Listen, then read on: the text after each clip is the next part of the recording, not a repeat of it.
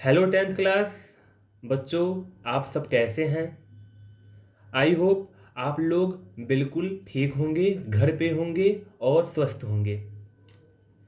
बच्चे, जैसा कि हम last week types of chemical reaction में जो मेन 4 टाइप्स थे उनमें से 3 टाइप्स कंप्लीट कर लिए थे और जो लास्ट मेन टाइप है वो है डबल डिस्प्लेसमेंट रिएक्शन, जिसको हिंदी में कहते हैं द्विविस्थापन अभिक्रिया।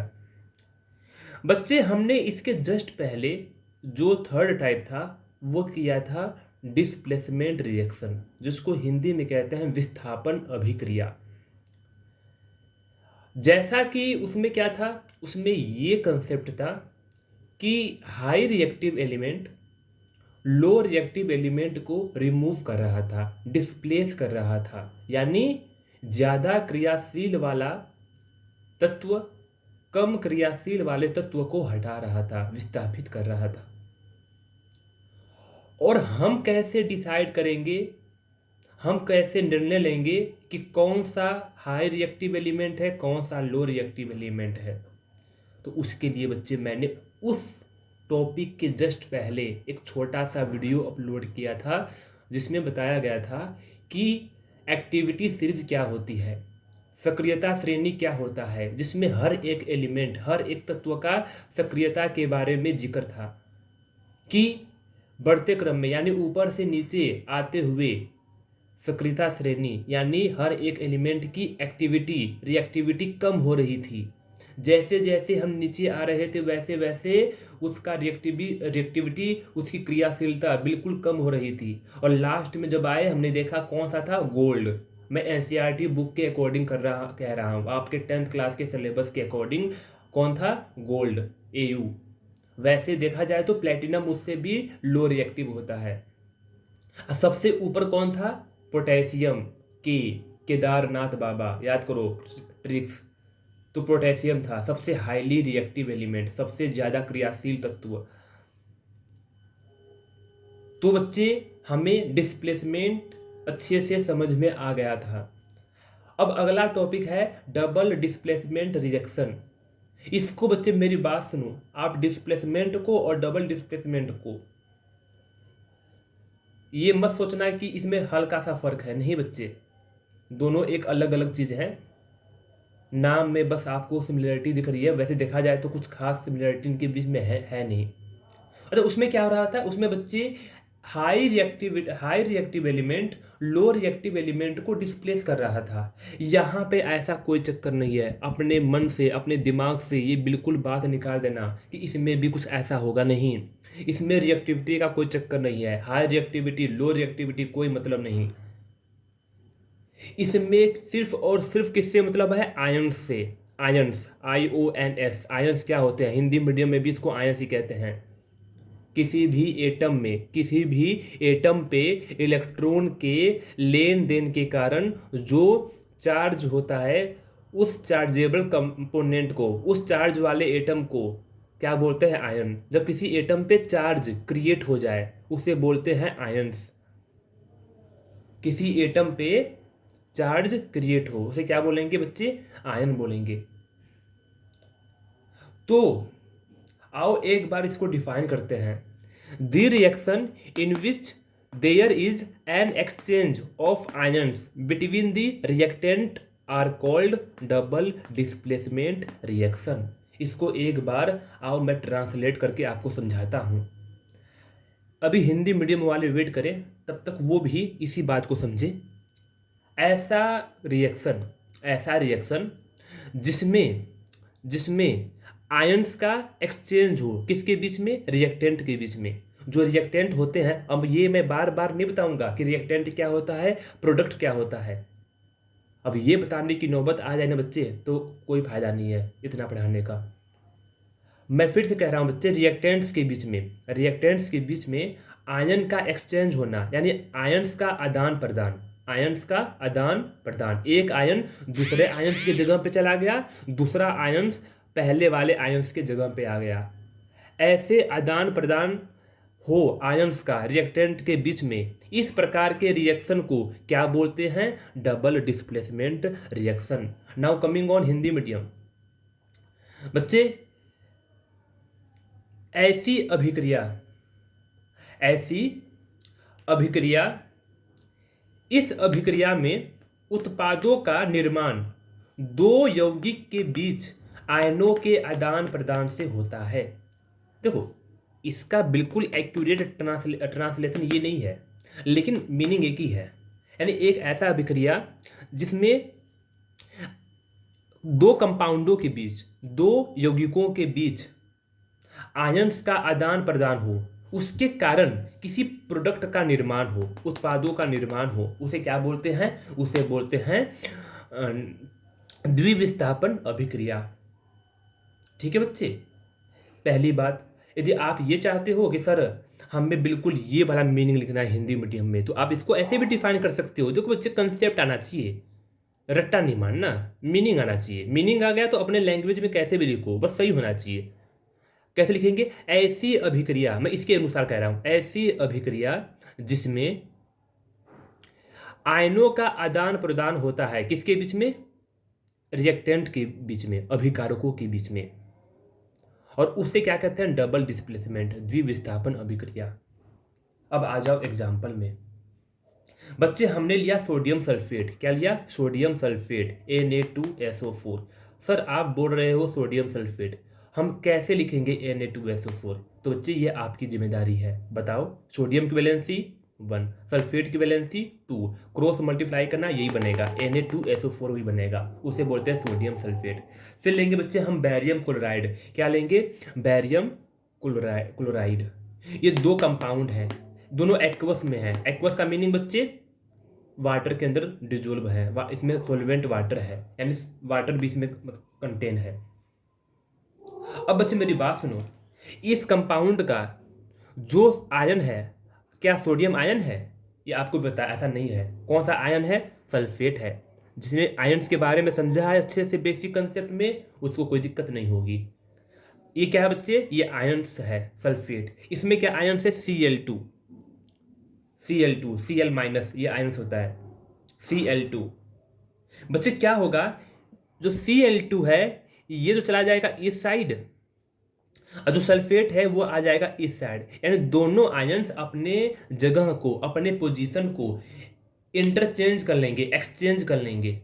तो देखो क्या बना, BaCl2 था ना बच्चे, यहाँ पे BaSO4 आ गया, सल्फेट आ गया। क्या ऐसे उठ के आ गया? नहीं, हालांकि ऐसे आपको दिख रहा है, लेकिन बच्चे आपको वैलेंसी भी चेक करनी है।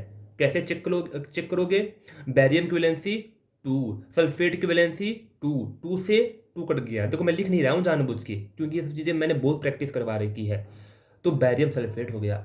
ये बच्चे आपको दिख रहा है एरो का निशान नीचे की ओर, ये आपको दिख रहा है एरो का निशान नीचे की ओर। इसका क्या मीनिंग है अभी समझाऊंगा, अभी वेट करो। प्लस NaCl, क्या बन गया? NaCl। देखो ये सोडियम बच गया और ये क्लोरीन बच गया, तो NaCl। आप कहोगे सर इसको आपने Na2Cl2 क्यों नहीं लिखा? नहीं लिखेंगे ना बच्चे, सोडियम की वैलेंसी 1, क्लोरीन की वैलेंसी 1, तो NaCl। क्या लिखोगे? NaCl।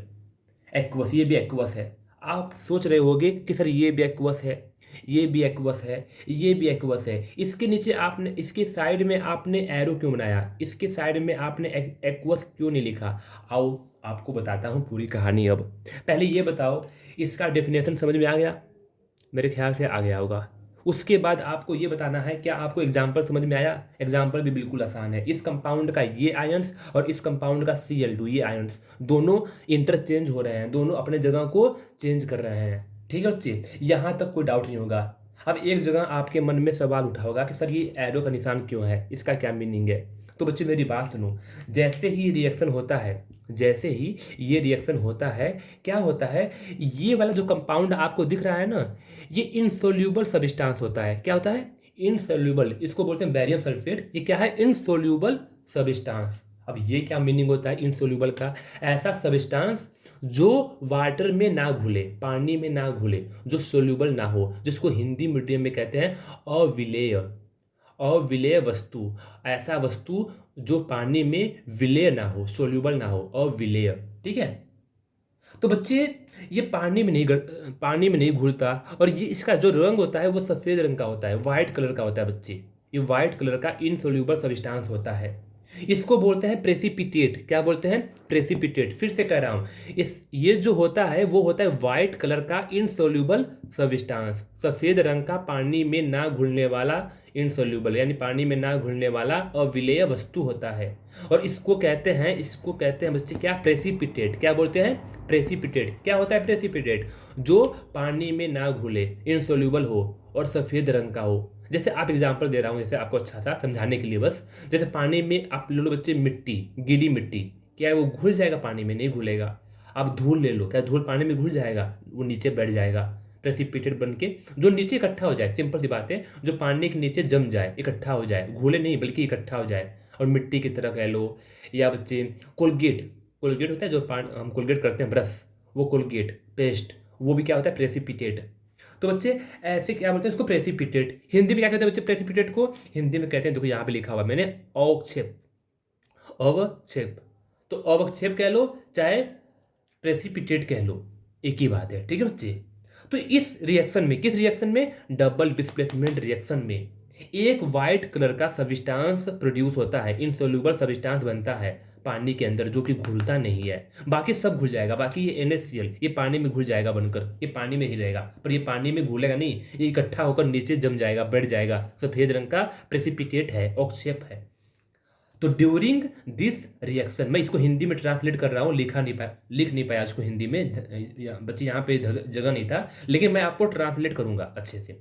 ड्यूरिंग दिस रिएक्शन, इस अभिक्रिया के दौरान, अ वाइट सब्सटेंस इज फॉर्म्ड, एक सफेद रंग का वस्तु बनता है, which is insoluble in water, जो कि पानी में अविलेय है, पानी में नहीं घुल सकता। And this insoluble substance is known as precipitate, और इस अविलेय वस्तु को अवक्षेप कहते हैं, प्रेसिपिटेट कहते हैं।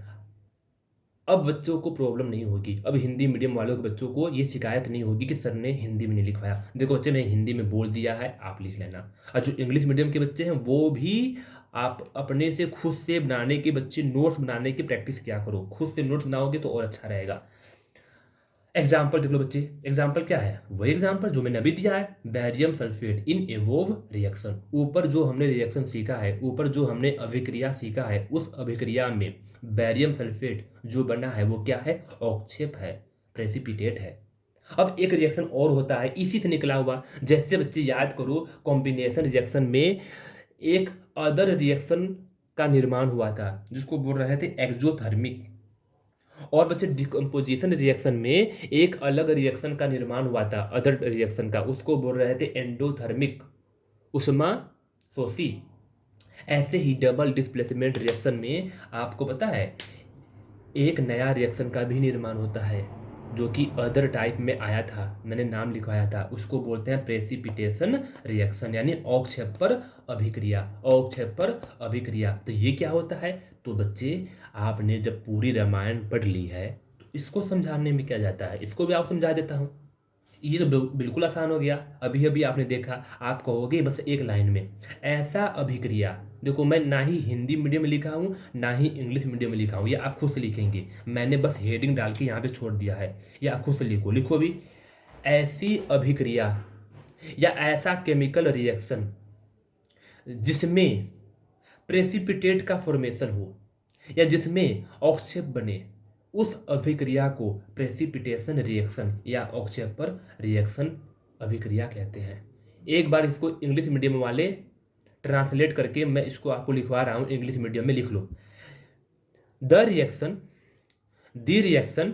इन which a precipitate is form known as precipitation reaction. Only one line का डेफिनेशन है। ऐसा अभिक्रिया जिसमें अवक्षेप का निर्माण हो उसे अवक्षेप पर अभिक्रिया कहते हैं। ठीक है बच्चे, तो ये हमारा पूरा डबल डिस्प्लेसमेंट रिएक्शन है। डबल डिस्प्लेसमेंट रिएक्शन में बच्चे बस इतना ही काफ़ी है। बच्चों के मन में होगा कि सर एक एग्जाम्पल और दे दो, तसल्ली हो जाएगी। तो आओ बच्चों, मैं आपको एक एग्जाम्पल और देता हूँ। एक क्या, 3-4 तो और दूंगा अभी, लेकिन अभी नहीं। एनसीईआरटी के एक्सरसाइज में क्वेश्चन है, और क्वेश्चन बहुत अच्छा है कि आप अपने एनसीईआरटी की बुक में जितने भी एग्जाम्पल हैं उसको, उसके सिवाय, उसको छोड़ के कोई 1-2 एग्जाम्पल अपने अलग से दीजिए। तो उस समय आपको मैं बहुत सारे एग्जाम्पल दूंगा। खैर अभी तक एक एग्जाम्पल और ले लो, जो कि एनसीईआरटी की बुक में तो नहीं है, लेकिन एनसीईआरटी की बुक में तो है, लेकिन इस टॉपिक के दौरान नहीं है, वो पहले ही दे दिया है। खैर वो लिख लो आप, वो भी डबल डिस्प्लेसमेंट का रिएक्शन है। ये दोस्त सब मिट गया बच्चे, यार इसको क्या हो गया, ये भी ना ऑटोमेटिक है, हाँ अल्टीमेट है ये, अब सही है। देखो बच्चे, एक एग्जाम्पल और ले लो। हम लेते हैं लीड नाइट्रेट, लेड, मैं लीड बोल रहा हूँ, सॉरी बच्चे, लेड नाइट्रेट, PbNO3, PbNO3। क्या मैंने सही लिखा है बच्चे, क्या मैंने ये सही लिखा है? बिल्कुल गलत लिखा है। पीबी नाइट्रेट नहीं होता बच्चे, पीबी, रुको, NO3 2 होता है, NO3 2 होता है। क्यों होता है सर? आप लेड नाइट्रेट को ऐसे क्यों लिख रहे हो, इसका क्या रीज़न है? तो बच्चे यदि ऐसा सवाल पूछ लिया ना, वहीं पे आके 2 लगाऊंगा। बच्चे मजाक कर रहा हूँ, बुरा मत मानना, वैसे 2 लगा भी दूंगा, गुस्सा भी आएगा फिर, क्योंकि मैंने बेसिक कंसेप्ट में सिखा रखा है बहुत बार। इक्विवेलेंसी 2, इसके ऊपर चार्ज, ये आयन है, इसके ऊपर चार्ज भी क्या होगा, 1 होता है। क्या होता है बच्चे, 1 माइनस NO3 माइनस, चेक कर लो,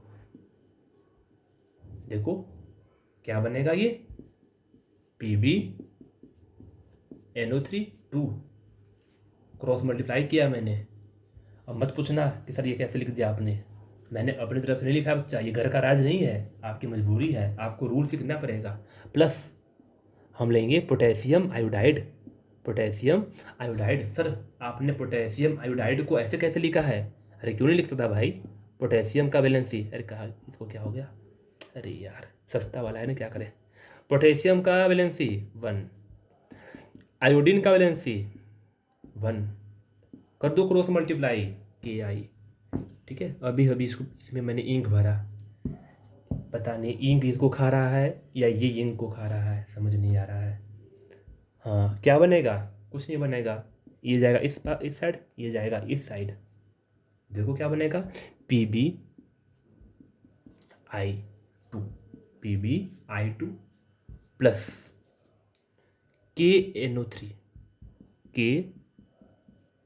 KNO3। सर आपने तो इसको यहाँ पे भेज दिया, आयोडीन को, आपने नाइट्रेट को इस साइड भेज दिया, ये तो हमें 100/100 समझ में आ गया, क्योंकि डबल डिस्प्लेसमेंट का डेफिनेशन ही यही है। लेकिन सर हमें ये नहीं समझ में आया कि आपने PbI क्यों नहीं लिखा, आप PbI2 क्यों लिख रहे हो, ना हमें ये समझ में आया आप KNO3 2 क्यों नहीं लिखा, आपने KNO3 क्यों लिखा। बाकी सब कहानी समझ में आ गई, मुझको पता है बच्चों का डाउट रहेगा, ये डाउट नहीं है तो बहुत अच्छी बात है, इसका मतलब उसको समझ में आ गया होगा। यदि डाउट है तो ये भी अच्छी बात है, कोई ना बच्चे, मैं क्यों हूँ, आओ इसको समझाता हूँ। यहाँ पे लो लेड, यहाँ पे लो आयोडीन, ये तो पता है ना आपको। अब ये आयोडीन यहाँ पे जाएगा किसके पास, लेड के पास, इसको हटा दो, इसको भेज दो उस साइड। इसका भी इलाज करेंगे अभी किस प्रकार, देखो लेड की वैलेंसी 2, आयोडीन की वैलेंसी 1, क्या बनेगा तुम बताओ, PbI2, इसको बोलते हैं लेड आयोडाइड। बच्चे मेरी बात सुनो, जो आयंस होंगे ना, जो आयंस होंगे वो एक्सचेंज करेंगे, इसमें कोई दो राय नहीं, लेकिन भांग पी के उसको मत करना एक्सचेंज, दिमाग खोल के होशो हवास में ठीक से करना, वैलेंसी देखकर। यही नहीं कि इसको इसके घर में घुसा दो, इसको इसके घर में घुसा दो, बस तुम्हारा काम हो गया। घर में नहीं घुसाना इसको बच्चे, घर में तो घुसरना है इसको। घर में घुसरने के साथ साथ ये भी देखना है कि उस घर में किस प्रकार रहेगा। यहाँ पे राजा बन के रह रहा है, क्या यहाँ भी राजा बन के रहेगा? नहीं, कहते हैं ना जैसा रंग वैसा वेश, जैसा देश, सॉरी मैं कहावत ठीक से कह नहीं पाता, जैसा देश वैसा वेश। तो जिस देश में जाएगा उसके रंग में ढल जाएगा। ये बात ध्यान देना। इसके साथ आते ही इसकी वैलेंसी के ऊपर फर्क पड़ेगा, क्रॉस मल्टीप्लाई पे होने पे कुछ और बन जाएगा ये। अब सुनो, नाइट्रेट किस साइड जाएगा? ये जाएगा इस साइड। एक साइड लिखो पोटेशियम और एक साइड लिखो नाइट्रेट। NO3 2 मत लिखना बच्चे। ये 2 क्यों आया था? क्योंकि पीबी की वैलेंसी 2 थी, इसलिए 2 आ गया था। अब इसको NO3 लिखो। बताओ, इसकी वैलेंसी 1, इसकी वैलेंसी 1, तो KNO3। ये सब चीज़ें सीखने के लिए आपको बेसिक कंसेप्ट पे जाना पड़ेगा। कंपाउंड फॉर्मेशन वाला वीडियो ना समझ में तो मुझको पूछना कि सर कौन सा वीडियो है कंपाउंड फॉर्मेशन वाला, वो बता दो। एक बार बता दूंगा बैठे बैठे, कोई दिक्कत नहीं। इसको मिटा रहा हूँ बच्चे। यहाँ पे डबल डिस्प्लेसमेंट कंप्लीट होता है। हम जल्द ही अगले वीडियो में करेंगे redox reaction, oxidation and reduction, जिसको हिंदी में कहते हैं उच्चयन एंड अपचयन। तब तक बच्चे मैं आपसे यही कहूँगा, इस टॉपिक में कोई भी डाउट हो तो मुझको प्लीज़ आप पूछ लेना। मैं वीडियो को स्टॉप कर रहा हूँ और भगवान से प्रार्थना कर रहा हूँ कि सभी आप बच्चे घर पे रहें, स्वस्थ रहें और पढ़ लिख कर तरक्की करें, माँ बाप का नाम रोशन करें। और आप लोगों से मैं उम्मीद भी करता हूँ कि आप लोग बेवजह घर से बाहर भी नहीं निकल रहे होंगे, मम्मी पापा की बात मान रहे होंगे। हालांकि आप छोटे बच्चे तो हो नहीं LKG UKG को कि मैं आपको संस्कार सिखाऊंगा। हाँ, ऐसे बैठते हैं, ऐसे उठते हैं, ऐसे छींकते हैं, ये सब नहीं सिखाऊंगा। आप बड़े हो चुके हो, आपको ये सब पता ही होगा। खैर बच्चे, मैं वीडियो को रोक रहा हूँ। हैव अ नाइस डे बच्चों, best of luck, God bless you.